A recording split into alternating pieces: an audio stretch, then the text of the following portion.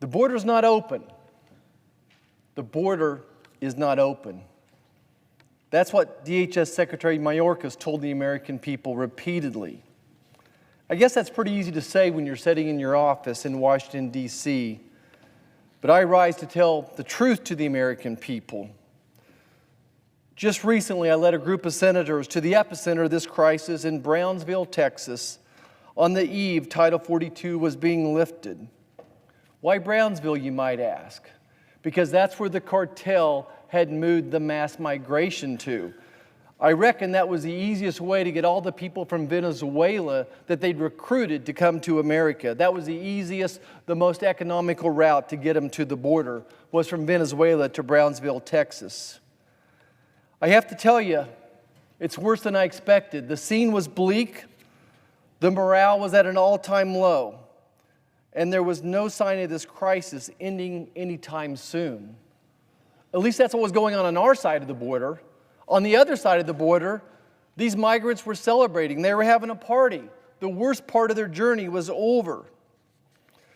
We toured Camp Monument.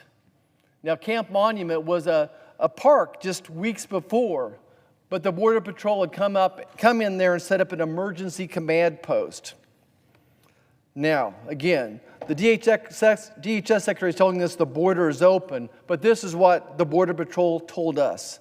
Just the day before, 11,000 illegal migrants had been recorded at this location alone, and more than 3,000 gotaways the same day. 3,000 gotaways. You put those two together, that's the size of my hometown, Great Bend, America. Now, we saw this week with the arrest of the Afghani on the terrorist watch list in California. These gotaways undoubtedly include terrorists, convicted criminals, and the cartel's drug smugglers. In fact, something again new on this trip, this was my fourth trip to the border, something new. They were averaging 90 Chinese military-aged nationalists crossing in the Rio Grande Valley every day. 90 Chinese nationalists every day crossing our border. Probably the saddest thing I heard about from the Border Patrol is they shared the horrific situation and the repeated sexual assault young women are enduring to come here.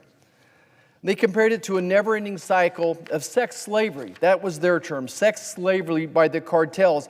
In fact, the cartel had made $13 billion last year in the sex slavery industry. And they told us that these young ladies enter a lifetime of debt to their criminal traffickers. So many other people turned in to indentured servants. These smugglers are also bringing in lethal fentanyl that's poisoning our children. 300 young adults dying every day in America from fentanyl poisoning brought across our southern border.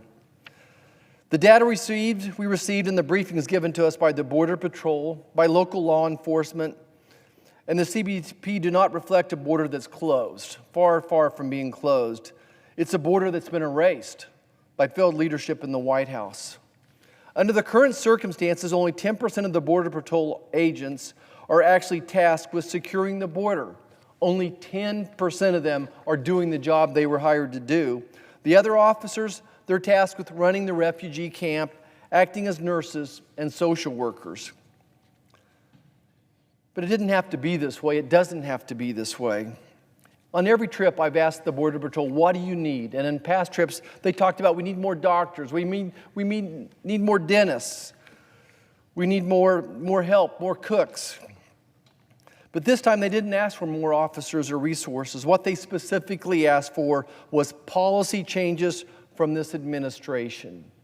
They asked for policy changes from this administration. These are people on the ground. These are the people that have been doing it. Again, multi-generational officers whose fathers and grandparents had patrolled these same borders. They asked for policy changes.